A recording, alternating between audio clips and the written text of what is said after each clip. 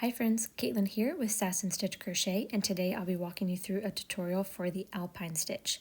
This is one of my absolute favorite stitches. It just creates this gorgeous texture that you see in this swatch over here. For practicing this stitch, I'm just going to be using worsted weight yarn and a 4.5mm crochet hook. Now, normally with worsted weight yarn, I would usually use a 5mm crochet hook, but this stitch does better with a tighter stitch weave, so I like to use a hook size slightly smaller. So whatever yarn you're using, use a half size or a full size down from the hook that you would normally use with that weight yarn. So let's go ahead and get started. We'll be starting with a basic slip knot and a starting chain. Now, if you're still relatively new to crochet, I have a how to crochet for absolute beginners video that you can go back and look at these skills a little bit closer. But I've got my slip knot done, and I'm going to be starting with any odd number of chains. I recommend at least 15 chains to give you a good size for your swatch. So I'm going to be doing 15 chains. You can do any odd number. Yarn over and pull through the loop on your hook, that's a chain.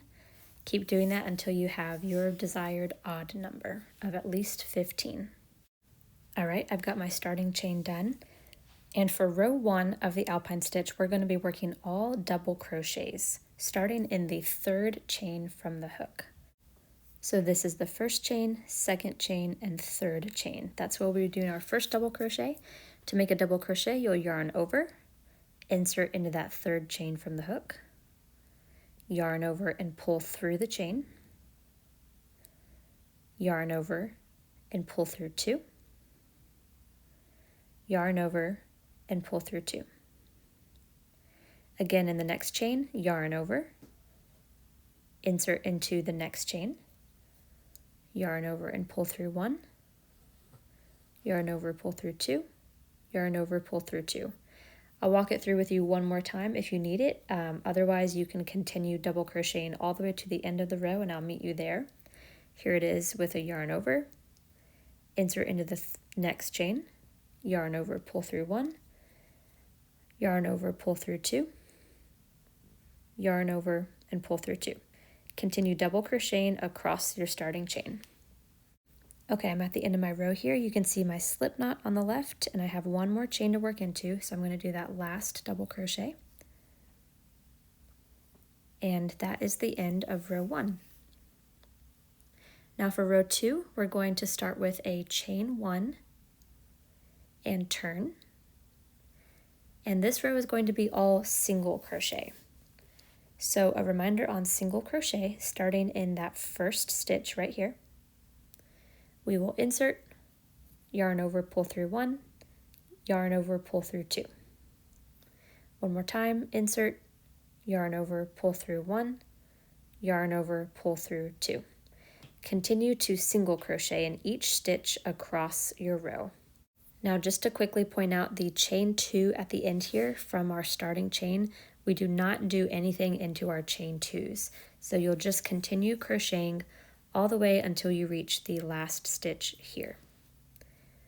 This is the last double crochet, and that's where you place your last single crochet. Your stitch count should be 2 less than your starting chain for every row from the first all the way to the end. So if you started with 15 chains, you should have 13 stitches. So that's a great way to count and check at the end of your work if you have the right number of stitches after every row.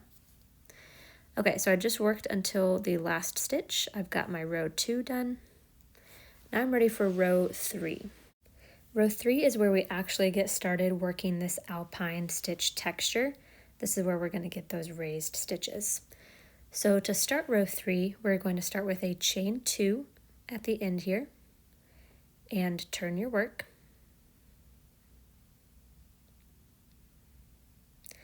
We'll be starting with a double crochet into the first stitch. Again, this chain 2, we don't do anything with that starting chain 2. Just work 1 double crochet in the first stitch. Okay, so now we're going to be working something called a front post double crochet. These front posts are what is actually creating this Alpine Stitch texture right here. So front post stitches are always worked 2 rows below during the Alpine Stitch.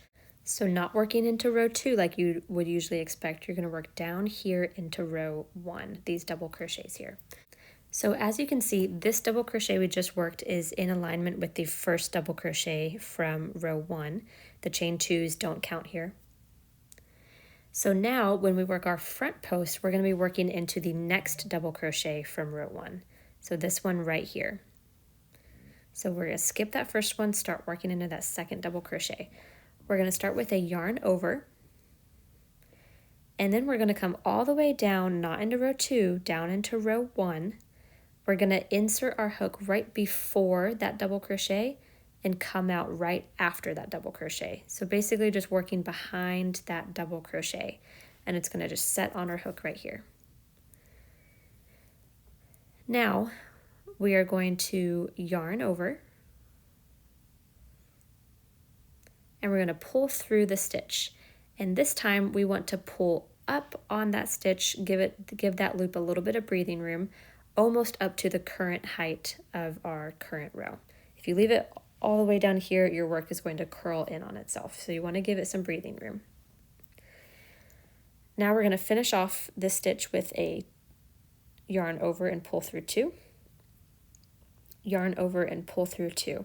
So it's worked just like a regular double crochet, it's just worked down into a row prior.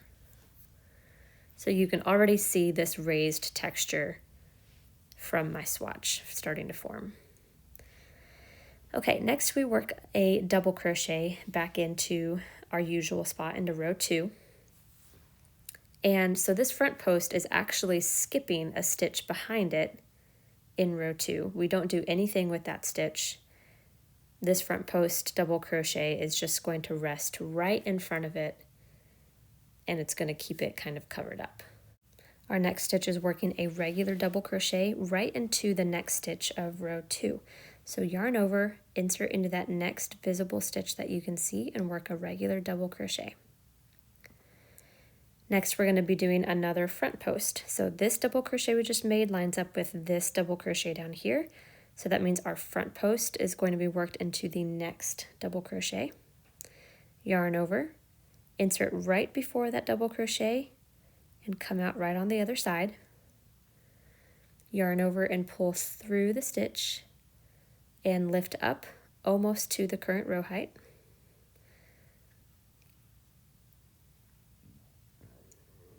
Yarn over and pull through 2. Yarn over and pull through 2.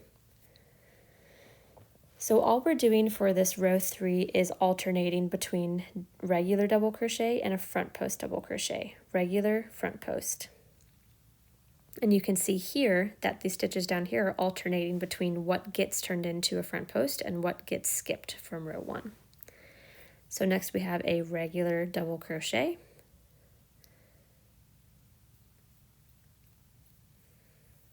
And then we have another front post. So skipping this next double crochet and working into the one after. That's going to be our next one for a front post. Raise up, finish your front post double crochet. So continue alternating all the way across. You'll end on a regular double crochet. Okay, I'm near the end of my row. I've just worked my last front post. Now I'm working my last regular double crochet here at the end. And that is the end of row 3. So you can really see this ridged pattern starting to form. Now we're going to chain 1 and turn, and we're going to be working another single crochet row, all single crochet. This is just to help us get across the back side of the work. As you can tell, this stitch clearly has a front side and a back side. So the single crochet is just a plain stitch to get us across this back side. So you can go ahead and just single crochet into every stitch across. And I know my camera is not in focus, but I'm not intending to show you the stitches perfectly here anyways. Now we're ready to move on to row 5. Every odd number row starts with a chain 2 because the odd numbers are our double crochet rows. So chain 2 and turn our work. And now we'll be doing another row of alternating between double crochet and front double crochet, but this time we have to alternate where we're placing them because as you can see on the swatch, the ridges kind of set inward on each other. They alternate every other row. So we have to switch the positioning of them for row 5. For row 5, we'll be working down into row 3, which is the previous row of double crochets and front post stitches. So in the first stitch here, we have a double crochet in this row 3. This is where we want to do our first front post double crochet. So we'll just be kicking this row off with a front post double crochet. And then we will double crochet into the next stitch.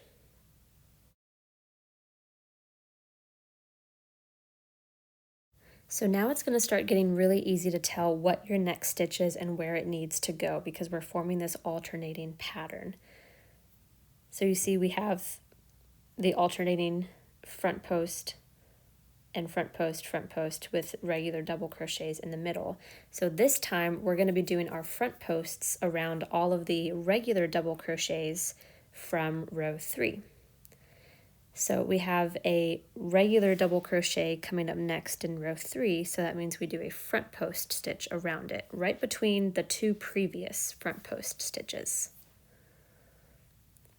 So I'm working my front post,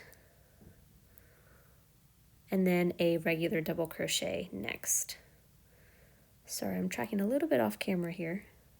So we have front post regular, front post again, regular, front post regular. You'll continue repeating this all the way down your work until you're left with 2 stitches at the very end like I am here. The end of the row is going to finish off with 2 double crochets in a row right at the end. The reason we don't end with a front post like the pattern should imply is that we don't ever want to have a front post on the very edge because the edging would get pretty messy. So we always want to end all of the odd rows with just a regular double crochet. So this row means that there's just going to be 2 in a row at the end here, and that's okay. When you look at my original swatch, you really can't even tell that there's that awkward 2 double crochet at the end. You don't even notice. Okay, so that was row 5. Now we're moving on to row 6. This is another single crochet row, so we'll chain 1 and turn. Every even row is going to be an all single crochet row. And at this point, we're going to just continue repeating rows 3 through 6 for the rest of our swatch. Rows 3 through 6 are all you need to know for this stitch pattern. So once I get to the end of this row here, I will restart row number 3 with you one more time, just to make sure that you have it. And then at that point, I'll be confident that you can continue on your swatch on your own from there. So starting a row 3 repeat, we're going to chain 2 and turn. And this is our alternating row of double crochet and front post double crochet. So if you're ever not sure what stitch you need to start on, you can always look at your work, look at the previous odd row. So the last odd row we started with this front post double crochet. So that means on our current row, we need to start with a regular double crochet. They always need to be offset from each other. So we're starting with a regular double crochet. Sorry, my camera really does not like me today. And in the next stitch, we're working a front post double crochet. Always working your front posts in between the previous front posts. And that is the Alpine stitch. Now again, if you need more of a walkthrough, you can go back to starting in row 3 and you can watch rows 3 through 6 again for another refresher. But otherwise, there you have it. This is one of my absolute favorite stitches and I'm so glad to share it with you. I've actually designed a baby blanket with this stitch. It's called the Rosie blanket. I actually have this pattern in a throw size blanket as well. But this utilizes the Alpine stitch and would be a great pattern for some practical practice. It's a 3-color block ombre baby blanket and just has the most gorgeous stitch texture. So that is a free pattern on my blog. I will link it in the description box below. And again, that's a great pattern for some practical application. But thank you so much for watching this video. I hope it was helpful to you, and I hope you enjoy this stitch as much as I do. Make sure you subscribe for more tutorials, and I hope you have a great day.